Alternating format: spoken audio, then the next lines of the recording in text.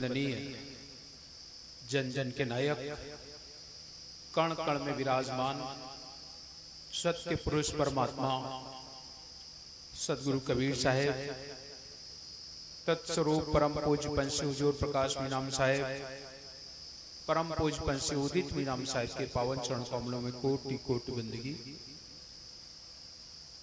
आज के इस पावन अवसर पर उपस्थित संतजन, कड़िहारजन, नेमी प्रेमी सज्जनों, श्रद्धामयी भक्तिमयी ममतामयी माताओं एवं बहनों, नवयुवक साथियों, वसुंधरा की गोद में खेलने वाले नौनिहाल बाल गोपाल, आप सभी लोगों को मेरी ओर से सब प्रेम साहिब बंदगी साहिब। आज सदगुरु कबीर साहब की अमृत कथा का 6वां दिवस है। 6वें दिवस की इस पावन बेड़ा में आप सब लोगों के दर्शन का लाभ प्राप्त हो रहा है। आज हमने आपसे कल वादा किया था सदगुरु कबीर साहब पर चर्चा करते हैं। साहब कबीर कौन है, कैसे हम इनको जाने, क्योंकि साहब कबीर के बारे में बहुत विसंगतियां हैं। जिसको देखो अपने अपने ढंग से साहब कबीर को देख रहा है। कोई उन्हें दार्शनिक मानता है, कोई उन्हें संत मानता है, कोई उन्हें कवि मानता है, कोई उन्हें समाज सुधारक मानता है, कुछ लोग उन्हें गृहस्थी भी कहते हैं, कुछ लोग उन्हें ब्रह्मचारी भी कहते हैं।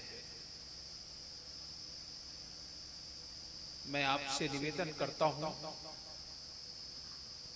जैसा हमने जाना है हम वैसा बताएंगे।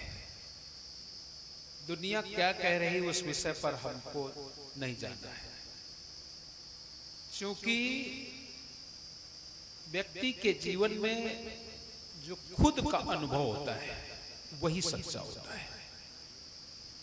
और ऐसे नहीं कि खाली खुद का अनुभव हो, शास्त्र इतिहास उसका साक्षी हो, क्योंकि लोग इतिहास का मानते हैं। इतिहास में क्या लिखा गया है, क्या कहा गया है, तो इतिहास भी साक्षी हो। दूसरा अपना अनुभव, हमने अपने अनुभव में सदगुरु कबीर साहब को सत्य पुरुष परमात्मा जाना है। आप लोग क्या जानते हैं ये आपके ऊपर आधारित है।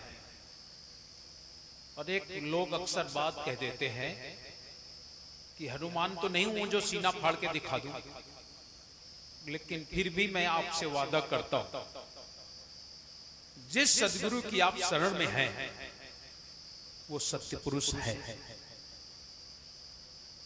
मेरा दृढ़ विश्वास, हम अपने सदगुरु को, सदगुरु कबीर को सत्य पुरुष परमात्मा स्वीकारते चले आ रहे हैं और स्वीकारते हैं और जीवन भर स्वीकारेंगे। कितना भी लोग भटकाने का प्रयास करें, कोई मुझे कुछ भी कहे, लेकिन सदगुरु कबीर को हमने बचपन से, जन्म से सदगुरु कबीर को ही जाना है। बीच में मिले बहुत लोग और बहुत सी बातें, आपके यहां तो समय ही कुछ नहीं ज्यादा मिल पा रहा है,